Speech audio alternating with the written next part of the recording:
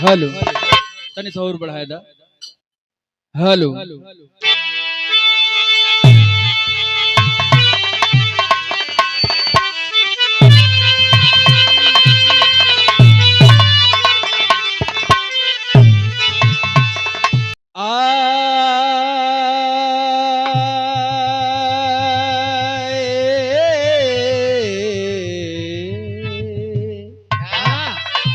कि शारदा भवानी अरे राखा सभा बीच पानी।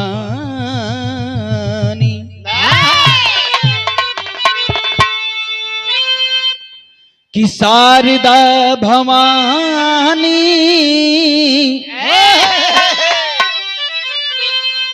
अज राखा सभा बीच पानी।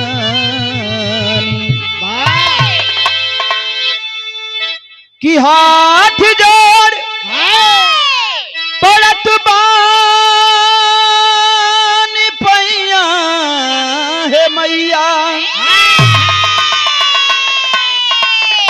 अरे दुखियो में दीन बानी हई बुधियो के हीन बानी। हे माई मैया हो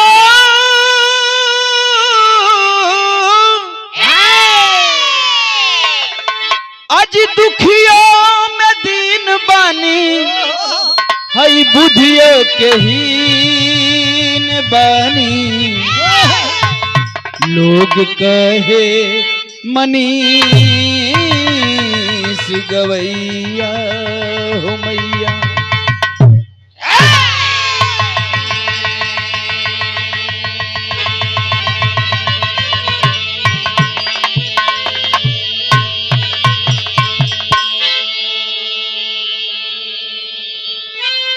अरे नमो नमो बिंदेश्वरी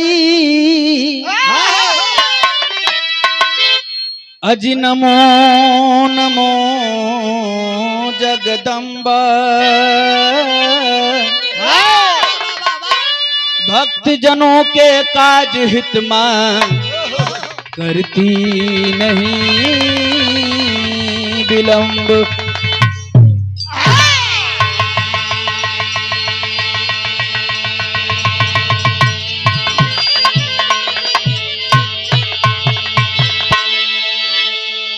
करती नहीं विलंब हे शारद मोरी मैया अरे आज सभा में पार लगा दा हई गुरु गणेश के नैया।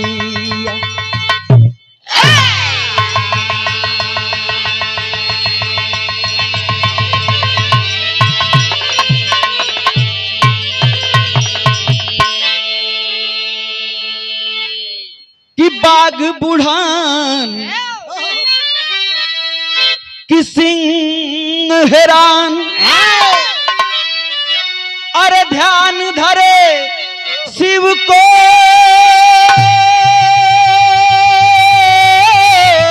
जपती हो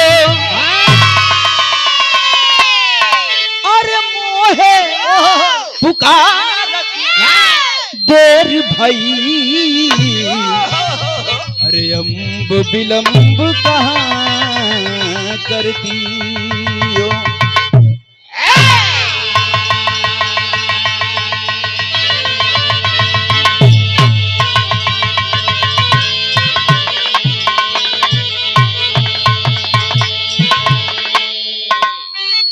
कि हमके हाँ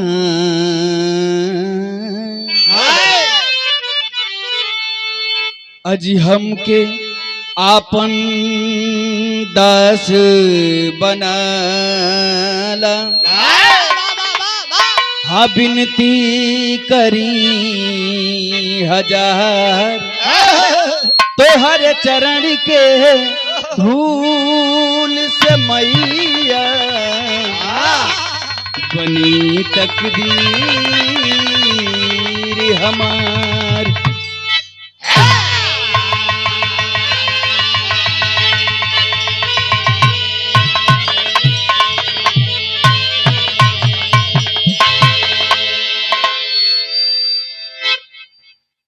हेलो, बाब्या सर्वप्रथम ऐतिहासिक धरती नगर पंचायत ढकवा पूरा की धरती को नमन करते हुए मैं बिरहा गायक मनीष लाल यादव इस महफिल में उपस्थित दूर दराज से चल करके आए हुए हित मीत संगी साथी नात बात घराती एवं बराती। बहुत सही जात हुआ तुम। बराती जो आएंगे दूर से वो बराती। आप सभी के चरणों में हाथ जोड़ करके प्रणाम करता हूं और आशीर्वाद की कामना करता हूं। आप लोगों का प्यार आशीर्वाद इसी तरीके से अगर बना रहा तो आशा नहीं पूर्ण विश्वास है कि कार्यक्रम बहुत ही अच्छा होगा, क्योंकि आप ही लोग हमारे मुकद्दर के मालिक हैं। मैं और किसी को नहीं मानता। आप ही लोग जेका चाला का गवैया बना देला। आप ही लोग चाला जेका रामदेव और बुल्लू बना देला। और आप ही लोग चाहला तो उल्लू बना देला। सुरेश भैया आज हमारे में चाचा उल्लू हैं। रोज दुए उल्लू रहत रहे, आज दो उल्लू बदल गए। विदेश से आए नहीं हो, जैसा कि आप सभी जानते हैं बाबूजी, इस कार्यक्रम की संरचना बड़े ही रमणीक स्थान पर बड़े पावन बेला में की गई। और इस महफिल में बैठे हुए हमारे पिता के उम्र के, चाचा के उम्र के, हमारे माता बहन लोग भी महफिल में बैठल बड़े। आप सबके चरणों में एक बार पुनः प्रणाम करते हुए आशीर्वाद की कामना करता हूं। अगर कलाकारों से गाने बजाने में अगर कोई त्रुटि हो जाती है तो आप ही लोग हमारे मुकद्दर के मालिक हैं। और हमारे हृदय के गार्जियन, हमारे पूजनी बाबूजी इस महफिल में चार चांद लगाने के लिए उपस्थित हुए हैं। आदरणीय पूर्व ब्लॉक प्रमुख श्री सभापति यादव जी, आपको और आपकी पूरी टीम को इस मंच के माध्यम से नमन करते हुए प्रणाम करता हूं, आशीर्वाद की कामना करता हूं। जैसा कि आप सभी जानते हैं बाबूजी, ये हमारे हिंदुस्तान की धरती बड़ी ही धर्मधारी धरती है। यहाँ पर किसी भी कार्य के शुभारंभ से पहले लोग अपने इष्ट देवी देवता को याद किया करते हैं, चाहे वो देव स्वरूप हो चाहे वो देवी स्वरूप हो।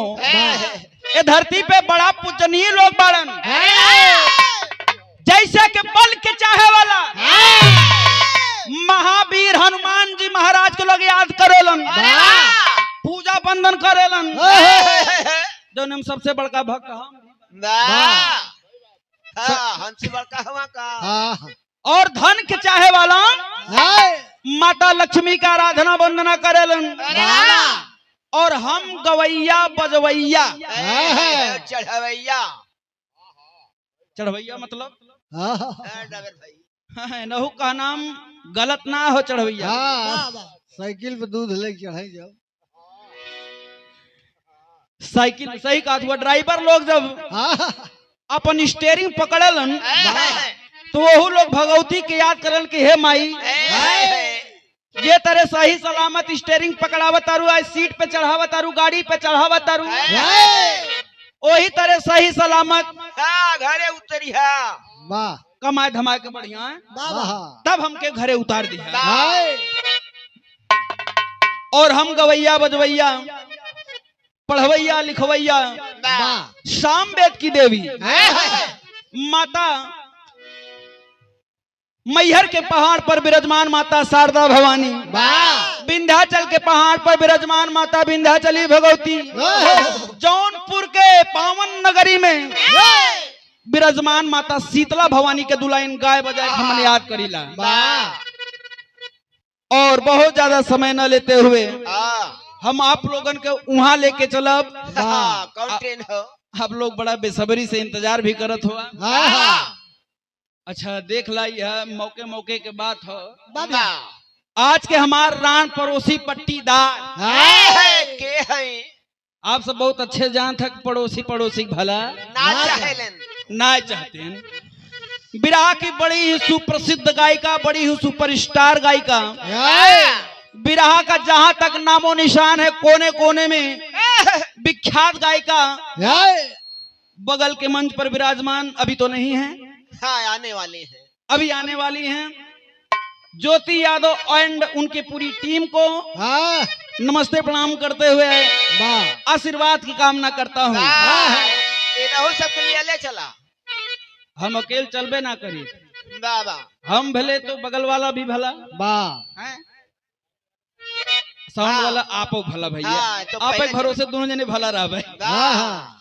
ए भैया अभी अभी आज के मलिकार महोदय आदरणीय हमारे हृदय के गार्जियन पूजनीय बाबूजी श्री राम कुमार यादव नेताजी, जिनके सुपौत्र का विवाह संपन्न हुआ और विवाह उपरांत ये बहुभोज का कार्यक्रम रखा गया, जिसमें शानदार बिरहा मुकाबला और दूर दराज से हित मित संगी साथी इष्ट मित्र सभी को आमंत्रित किया गया। आप सभी का एक बार पुनः स्वागत वंदन है, अभिनंदन है। और बहुत ज्यादा समय न लेते हुए, नहीं तो आप लोग कहवा भैया कि मनी ज्यादा कैसे कि महफिल बनावे में अनिल भैया, महफिल बनावे में कोनो भी अगर नीचे से शुरू करबा तो उमहे मेहनत लगी। और जौन बना बनावा प्रमुख बाबूजी, जौन बना बनावा जेका मिल जाए तो मौज करत है, तब हमका मेहनत करे है। तो तनी सल्ला बना ला मास्टर।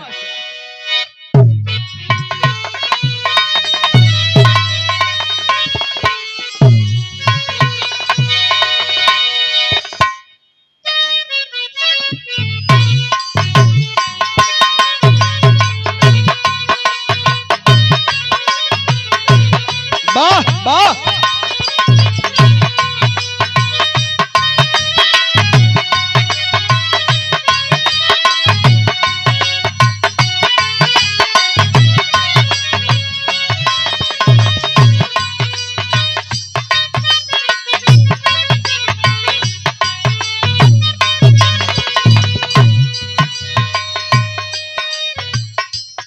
हमार मास्टर बड़ा बढ़िया गीत का संगीत बतावल जाला कि वंदना के पहले कोनो धुन तरस गावल जरूरी ना, लेकिन ये गवैयन का मजबूरी है, जरूरी भी हो और मजबूरी भी हो। माता के स्तुति से ही भजन के पूर्ति भई, लेकिन हमारे मास्टर बड़ा बढ़िया संकेत करत हुआ, कोनो लड़का और लड़की के बीच वाली, कोनो प्रेमी कोनो प्रेमिका से कहे का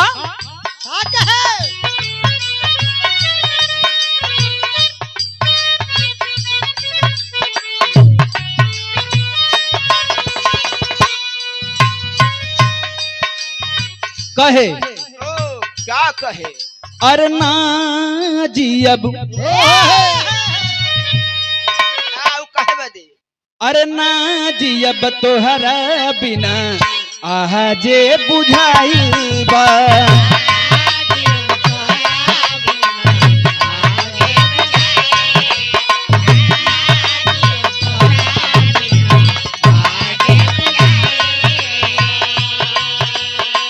सोची सोची बात हमारी है,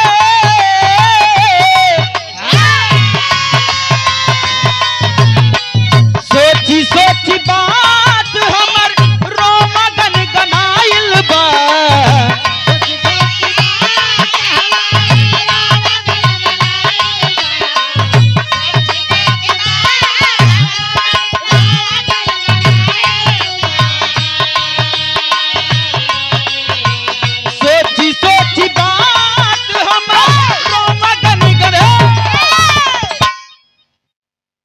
देखा पावर ब्रेक। वाह मनीष के बिरहा में थोड़ा बहुत ज्योति देख ला देखे के मिले। हाँ झटका हाँ झलक अच्छा अभी अभी ज्योति यादव जी का आगमन हुआ मंच पे, हम चाहब कि एक बार जोरदार ताली बजाए के लोग स्वागत कर दें।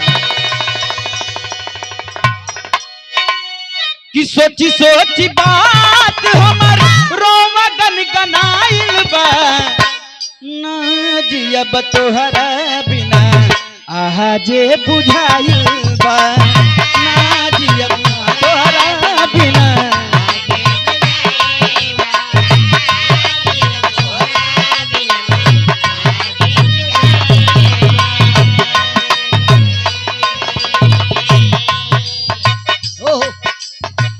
ई त ए वंदना का धुन बा, लेकिन यही भाव में दास व मतारी के याद करता कि माँ आप ही के भरोसे ही बेटवा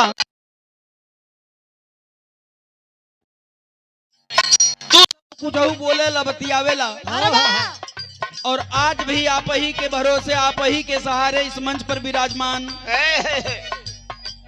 आपके आशीर्वाद के भूख हासिल है। दास कहा तका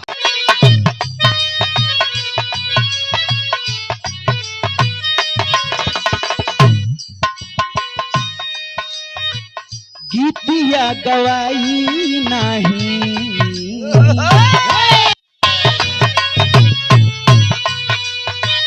गीतिया गवाई नहीं तोहरा बिना माई।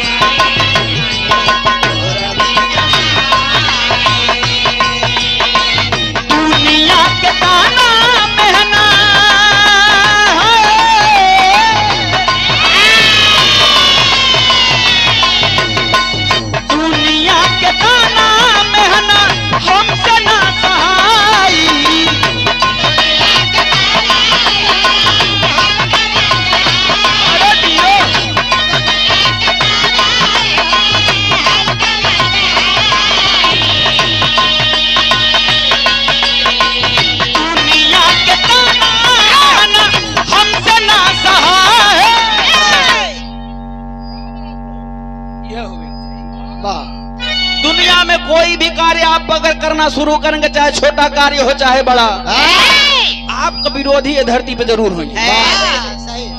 और आज का हमारे विरोधी हमारे पट्टीदार पट्टीदार पट्टीदार भला कब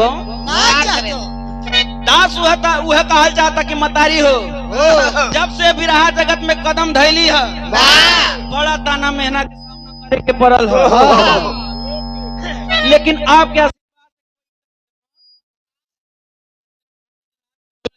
भी बेटवा वही तरह से भाई गाई बजाई पतली गली घर के घरे निकल जाए, मान सम्मान बचा रही। कैसे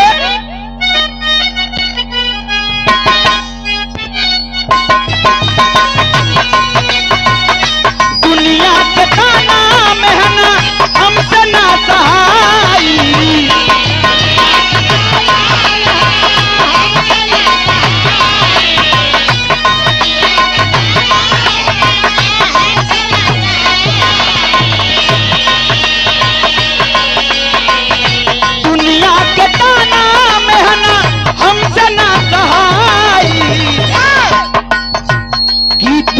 गवाई नहीं तोहरा बिना माई, गवाई नहीं तोहरा बिना माई।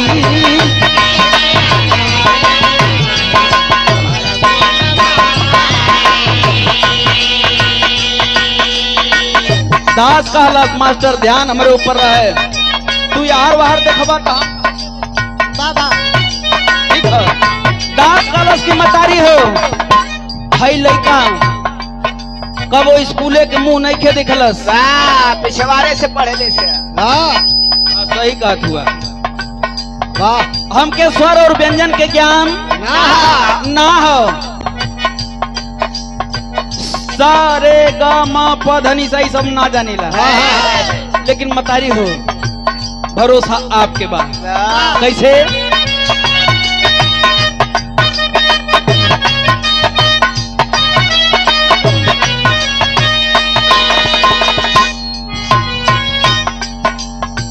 स्वारी सारी काम माई कुछ ना जानिला आप ही गवावेलू तने हम मानिला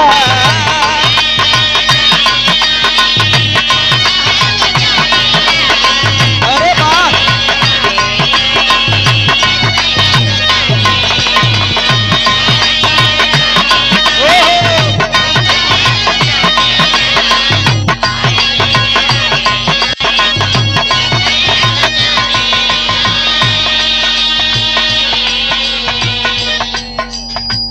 महफिल में आई तू नहीं है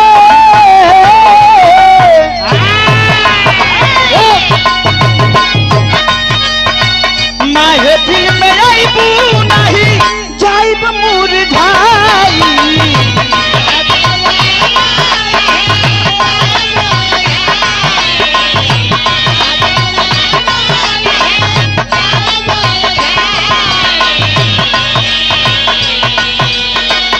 महफिल में आईबू नहीं जाइब मुरझाई गीतिया गवाई नहीं गीतिया गवाई नहीं तोहरा बिना माई गीतिया गवाई नहीं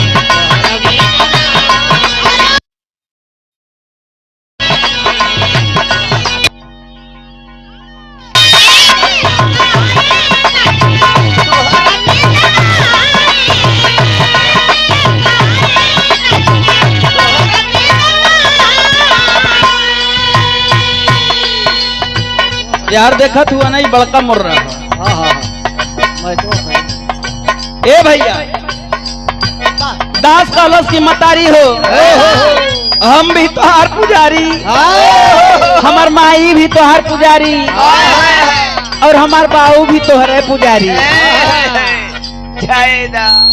वाह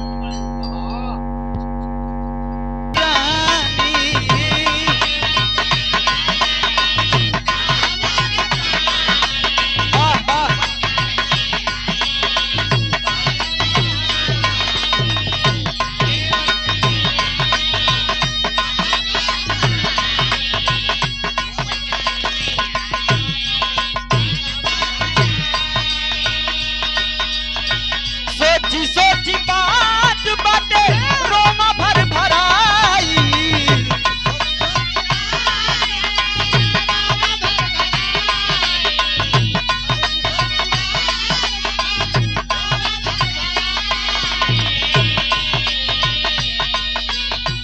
सोची सोची बात बाटे रोमा भर भराई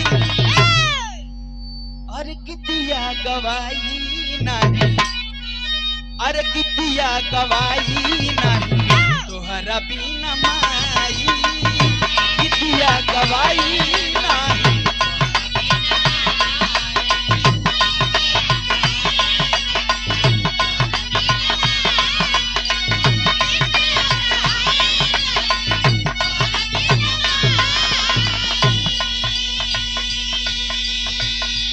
वंदना के आखिरी लाइन ये मतारी के वंदना माई के वंदना ये धरती पर से और आए वाला नहीं खे क्योंकि माँ तो माँ हुआ करती है।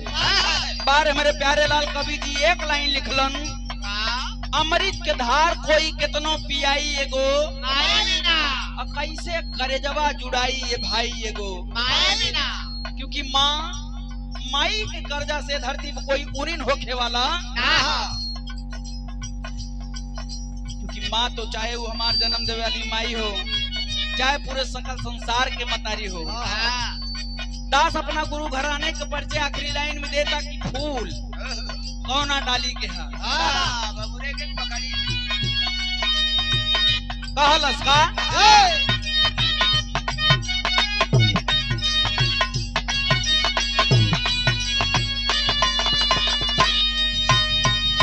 गुरुवर बिहारी के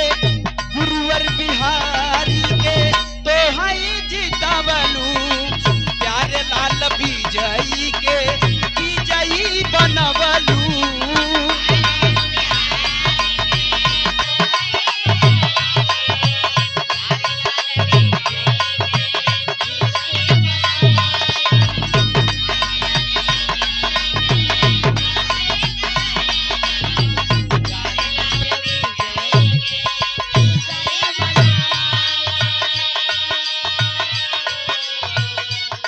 अरे गाया कभी मनीष तोहरी है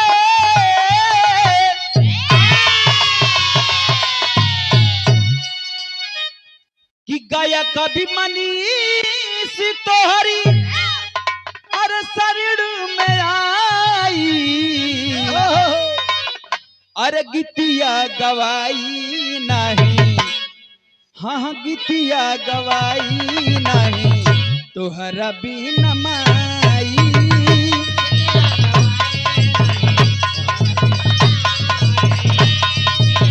वाह वाह